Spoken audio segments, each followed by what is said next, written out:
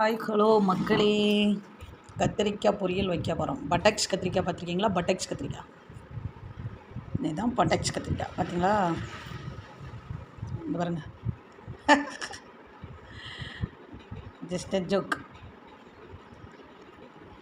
இப்போ கத்திரிக்காய் பொரியல் வைக்க போகிறோம் நண்பர்களே. கத்திரிக்காவை நல்ல காம்பெல்லாம் எடுத்துட்டு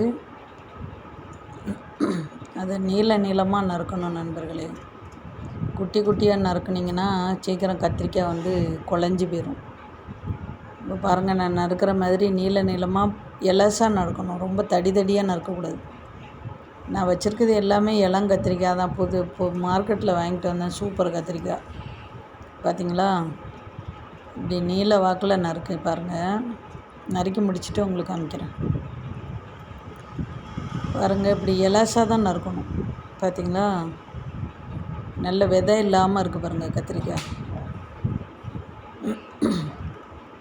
பாருங்கள், கத்திரிக்காய் ஃபுல்லாக நறுக்கியாச்சு. பார்த்திங்களா? இப்படி நீல வாக்கில் நறுக்கி வச்சுருக்கேன். இது என்ன கருப்பாக இருக்குது?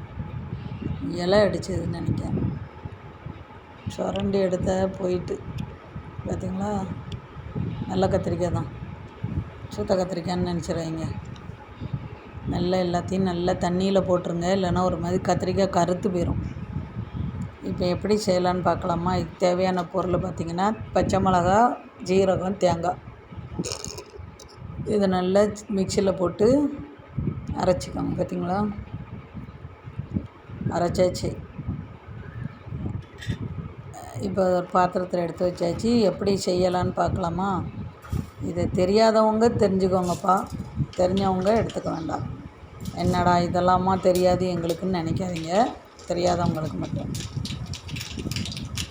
இருப்பு சட்டியை வச்சு எண்ணெய் ஊற்றி கடுகு, கொத்துப்பருப்பு, 2 சீரகத்தை கைட்டு இப்படி நசுக்கி கசக்கி போடுங்க.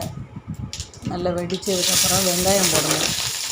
வெங்காயம் வந்து போட்டதும் நல்லா வதக்குங்க நண்பர்களே. சட்னி ஆகட்டும், எல்லாத்துலேயும் வெங்காயம் போட்ட உடனே நீங்கள் சட்னியை ஊற்றிங்கன்னா, கரைச்சி ஊற்றி தாளிப்பாங்க சிலவங்க, அது ஊசி போயிடும். வெங்காயம் ஓரளவுக்கு நல்லா வேகணும். எந்த ஒரு பொருளாக இருந்தாலும் சரி, பொரியலுக்கோ இதுக்கோ, சட்னிக்கு இன்னும் கொஞ்சம் நல்லா வெந்து போட்டால் ரொம்ப நல்லது. வெங்காயம் வெந்ததுன்னா சீக்கிரம் கெட்டு போகாது சட்னி. அதனால் ட்ரை பண்ணி பாருங்கள். காய்க்கு கூட நம்ம உடனே காலி பண்ணிடுவோம். சரியா? சட்னி கொஞ்சம் இருக்குமா, இந்த வெங்காயம் வந்து வேகாமல் இருந்ததுன்னா ஊசிடும் சட்னி. அதனால் காய்கறினா ஒன்றும் பரவாயில்ல, வேகணும். ஆனால் நல்லா வதக்கி விடுங்க. தண்ணியில் போட்ட கத்திரிக்காயை எடுத்து அதில் போடுங்க. எரிச்சட்டில் போட்டு, அதாவது கத்திரிக்காய் வந்து குழையவும் செய்யக்கூடாது, வேகாமல் இருக்கக்கூடாது.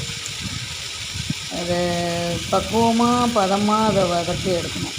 உப்பு முதல்ல போட்டுருங்க, ஏன்னா கத்திரிக்காய் தண்ணி காய். வெந்ததுக்கப்புறம் உப்பு போட்டிங்கன்னா உப்பு ஏறாது. ஃபஸ்ட்டே நீங்கள் வந்து போட்டுறணும் உப்பு. தண்ணி காய் பார்த்திங்களா? தண்ணி வர இதாகும். உப்பு போட்ட உடனே கொஞ்சம் தண்ணியாக இதாகும். முதல்ல போட்டு கைவிடாமல் கத்திரிக்காவை நல்லா கிளறுங்க. விடாமல் மூடி வைக்கவோ அதாவது பண்ணக்கூடாது. ஃப்ளேமை வந்து குறைக்கவோ கூடாது. அப்படியே வச்சுட்டு, எப்படி ஃபுல் ஃப்ளேமும் வைக்கக்கூடாது, மீடியமாக வச்சுக்கோங்க. வச்சுட்டு கைவிடாமல் நல்லா கத்திரிக்காவை வந்து வதக்கி வச்சுட்டே இருங்க. சில காய்கறினா தண்ணி தொளித்து கொஞ்சம் நேரம் வேகட்டும்னு விடுவோம். அது அப்படி இல்லை, கொஞ்சம் வதக்கி விட்டுருங்க. சரியா? தண்ணி விடும். அதில் கைவிடாமல் வதக்கிறது தான் இதிலோட ஸ்பெஷலு. இப்போ அரைச்ச மசாலா, பச்சை மிளகா, ஜீரகம், தேங்காய் அரைச்சோம்ல, அதையும் போட்டு நல்லா கிளறி விடுங்க. ஈவனாக எல்லாம் சேர்ந்து மசாலாலாம் பிடிக்கணும். அதில் உப்பும் நிறைய போட்டுறாதீங்க. கத்திரிக்காய் வந்து உப்பு வந்து நிறைய அதில் இதாகாது, லைட்டாக இருந்தாலே போதும். உப்பு பொதுவாக சேர்க்காதீங்க நிறையா, அது ப்ரெஷர் வரும்.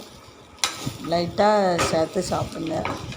எதுவுமே அளவாக இருந்தால் தான் சாப்பிட்றதுக்கு டேஸ்ட்டாக இருக்கும். பாருங்கள், சூப்பராகிட்டா. அது நல்லா கிளறி விடுங்க. கிளறி விட்டுட்டு மூடியெல்லாம் போட்டு மூடக்கூடாது ஃப்ரெண்ட்ஸ். கைவிடாமல் கிளறது தான் இதோட இது. பார்த்திங்களா, எந்த கத்திரிக்காயாவது குழஞ்சி போயிருக்கா? ஒன்று ஒன்றா தனித்தனியாக தெரியுது பாருங்கள். சிலவங்க வச்சா அந்த கத்திரிக்காயெலாம் சேர்ந்து ஒன்றா சேர்ந்து ஒரு மாதிரி இருக்கும்.